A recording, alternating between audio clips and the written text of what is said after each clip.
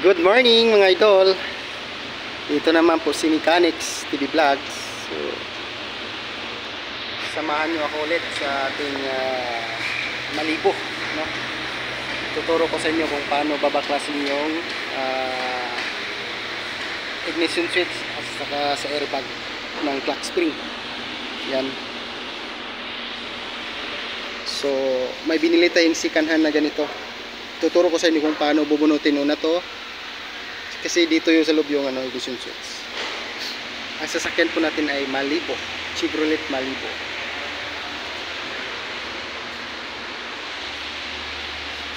Yan.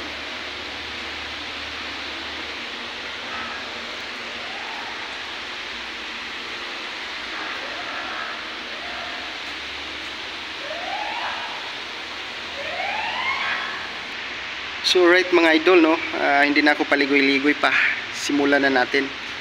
So unang step natin ito, kaya paano mabaklas tong sa busina niya.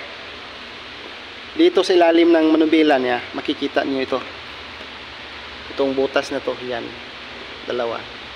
Kuha lang kayo ng panusok, sabay sikwat pa ganun, paloob. Yan, pa ganun. Kusa na tong matatanggal, ulpot na to. Sa susunod na step, itong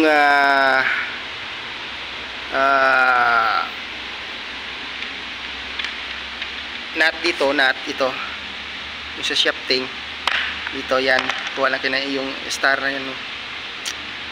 Tapos pagkatapos nito bubunutin tong sakit ng sa clock spring, tsaka may sakit pa to dito sa airbag, yan, dalawa.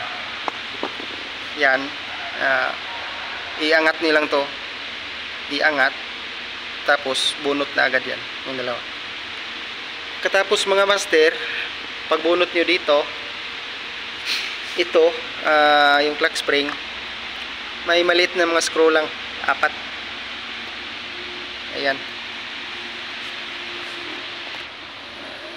Buksan nyo lang, tapos mahulbot na ito. Tapos ito na yung makikita nyo. Ito yung steering column natin. Pagbunot naman yung dito, kailangan naka switch off to position. Kasi yung lock na yan, kailangan naka-off-lock siya para mahila nyo dito. Yan. Yan.